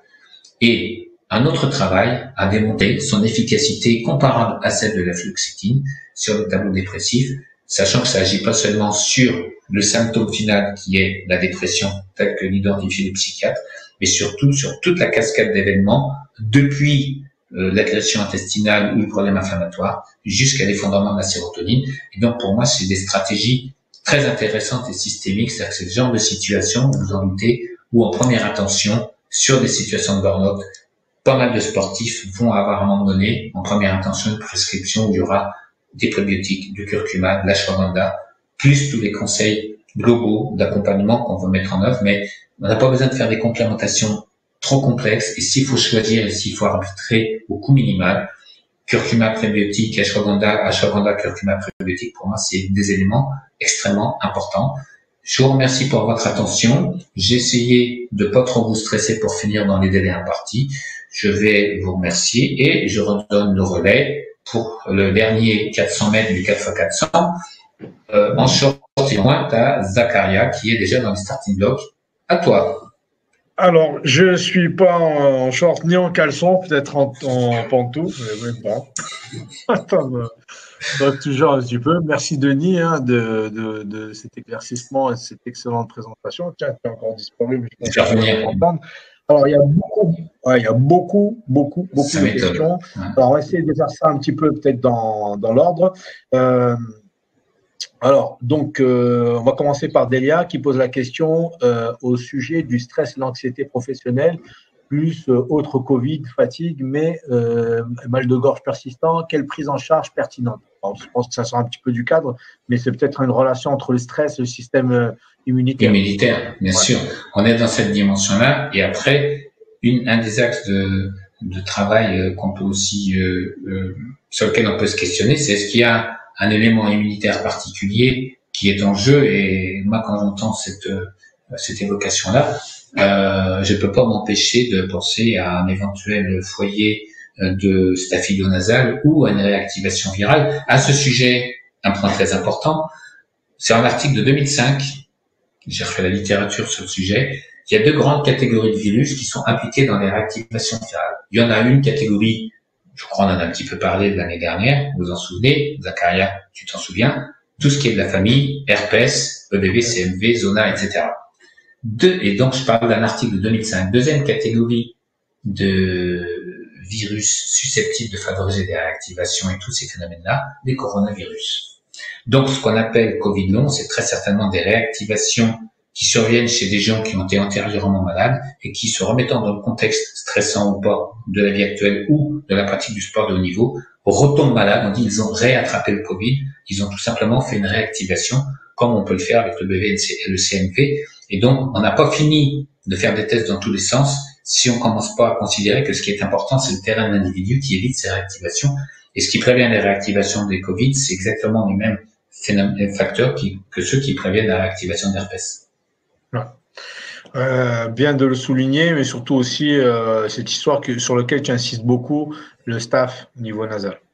Alors j'ai aussi une remarque de Claire sur le grand épaule non nivelé contient les 8 acides aminés essentiels, mais c'est comme dans les tontons flingueurs, hein, il y a de la pomme. Mais la question qui se pose, c'est est-ce que on amène en quantité suffisante? C'est ça la question. Il faut que comment dire, quand on parle d'acides aminés limitants, c'est pas qu'il y en a pas du tout, mais c'est que les quantités amenées par cet aliment, si c'était la seule source de protéines, est-ce que ça couvre ou pas l'intégralité de nos besoins?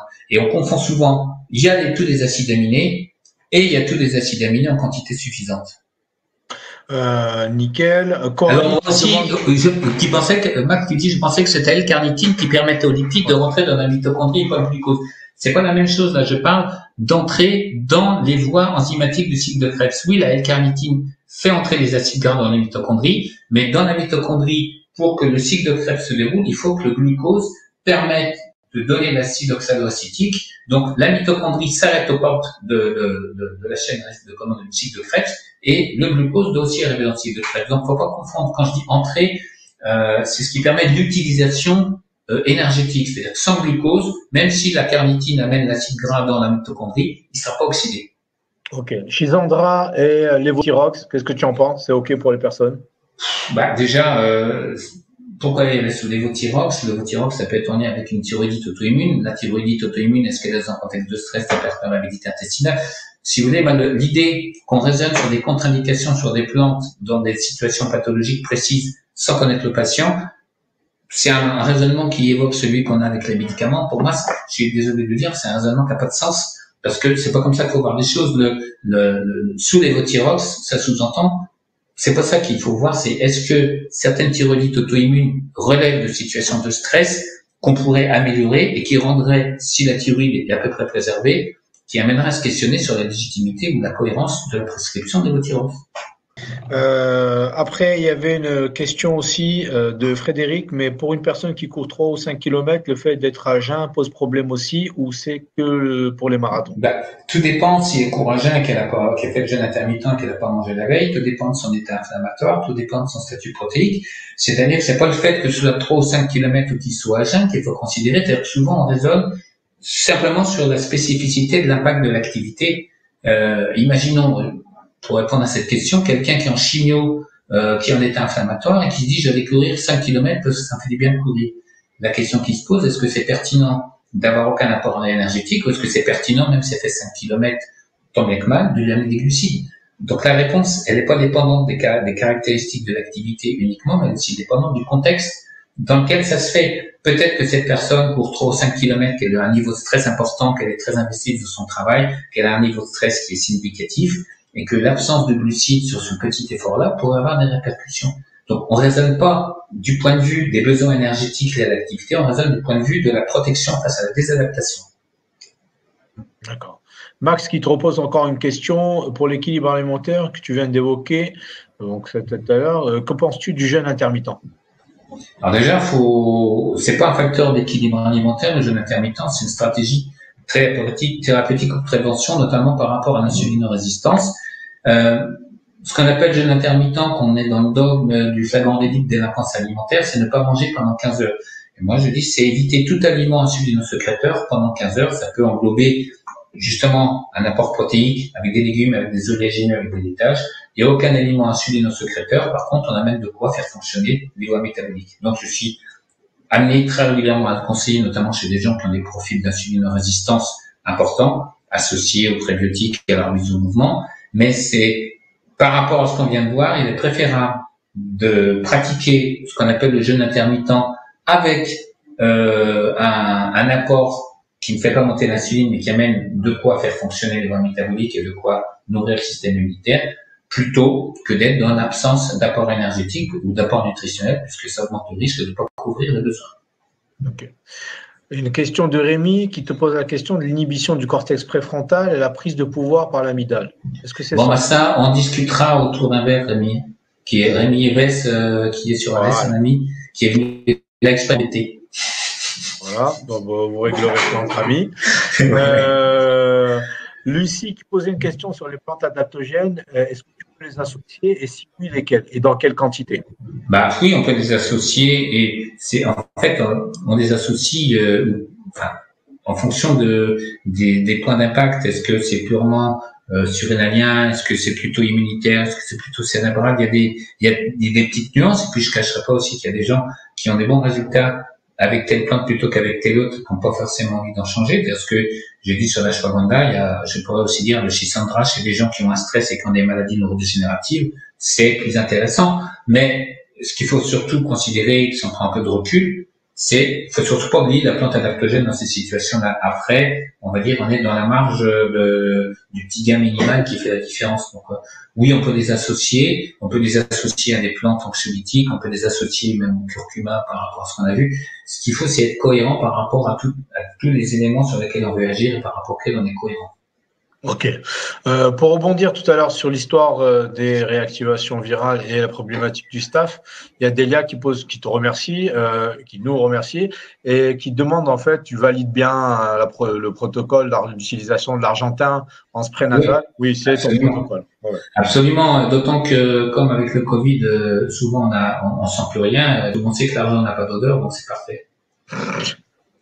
Bon, ça c'est parfait. La question concernant les questionnaires sur le stress. Oui, celui-là il est téléchargeable, c'est le questionnaire de Cohen et il y a le questionnaire de Hamilton, HAD. Alors, sinon, moi je peux te les transmettre pour que les gens récupèrent, mais il est facile à obtenir, mais il n'y a aucun souci pour le faire. Ok, bon, l'interprétation.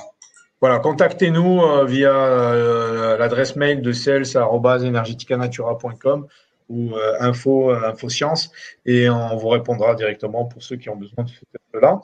Je crois qu'on a fait le tour, on a oublié personne, sinon on va se fâcher avec quelqu'un. Ah tiens, Daniel qui pose une question, de quelle manière arrêter les plantes adaptateurs? Pourquoi tu veux arrêter les plantes, Daniel? Est-ce que c'est une plante blanche, Caïn? Alors, de quelle manière arrêter les plantes adaptateurs? Ouais, bon, si tu peux préciser, s'il te plaît. Voilà. Le support de la conférence, bien évidemment, vous l'aurez, donc qui sera disponible. Vous allez recevoir un lien. Vous pouvez aussi aller sur votre compte Mon Energetica et vous pourrez revoir donc en replay la conférence et avoir le support qui sera téléchargeable, bien évidemment. Okay. Voilà. Bon, écoute, Denis, on est bon. 22h07. Ouais, impeccable. Bon, on clôture cette première session. Ouais. En tout cas, c'était vraiment un plaisir. Alors, Daniel demande, c'était au sujet de la rhodiole par rapport à la question sur arrêter les plantes adaptées. Je pense qu'il n'y a pas d'accoutumance. Non, c'est une plante. On a vu les caractéristiques de la plante adaptogène. L'intérêt des questionnaires, ça nous permet de suivre l'évolution des scores et leur diminution progressive. Et effectivement, quand on constate et par le discours du patient et par son contexte de vie et par les informations fournies par le questionnaire qu'il n'est plus en état de stress ou d'anxiété, il n'y a pas de risque d'effet rebond. On a simplement amené le patient à un état optimal. Donc, dans ces conditions-là, on n'a plus nécessité de prendre. Bon, ok. Écoute, tu le vois de toi-même dans le chat, extraordinaire, merci, extra comme d'hab, merci encore, merci, intéressant. Bon, voilà, donc ça souligne ton travail, ça souligne le sérieux de ce qui est fait. Il faut savoir que c'est une conférence qui a été faite spécialement pour vous, hein, donc c'est pas du réchauffé. Donc il a vraiment travaillé sur celle-ci pour pouvoir en fait agencer, parce que je lui donne toujours des défis. C'est pas après, il arrive toujours à les relever. Bravo. Donc voilà. En tout cas, merci encore à tous. On clôture ceci très tranquillement en vous souhaitant d'excellentes vacances. Prenez bien soin de vous et de vos familles. Reposez-vous bien. On va arriver tranquillou et puis on aura certainement un programme à venir à communiquer pour la deuxième partie de l'année. Et au plaisir certainement de se retrouver, Denis. Ouais. Un mot de conclusion, ça va avoir un petit coup d'eau.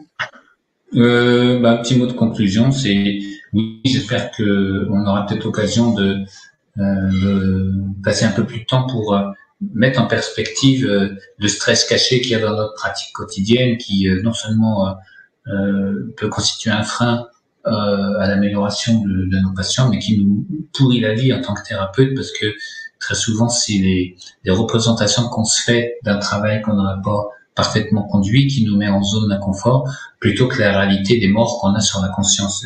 Je pousse le truc, mais pour dire à quel point on se fait parfois par notre niveau d'exigence, des films qui se retournent contre nous. Et il faut pas changer ce niveau d'exigence. Par contre, il faut comprendre que ça peut être un facteur de stress. Et je pense que ça vaudrait la peine un jour qu'on prenne le temps de faire peut-être même un atelier, que j'explique davantage comment recevoir des gens qui ont des situations compliquées, en n'ayant aucun stress à cette situation. Ok. Écoute, je note. C'est une très bonne idée. Voilà. C'est vrai que dans la prise en charge, pouvoir communiquer ton expérience et ton expertise par rapport aux solutions qui peuvent être apportées et comment aborder en fait ce type de problématique et quelles questions poser précisément pour le diagnostiquer, parce que c'est quelque chose qui est assez là. Et on l'a très très bien vu au cours de toutes tes conférences. Il n'y a pas une seule dans laquelle la gestion du stress n'apparaît pas. Donc, tu en parles systématiquement. Donc, bon, je pense que tout le monde a souligné l'importance de celle-ci. Merci beaucoup, Denis. À très bientôt, Zakaria. À très bientôt. Bon, je te laisse, c'est toujours toi qui as la commande. Hein. Yes. À plus tard. Excellente soirée. À bientôt. Au revoir.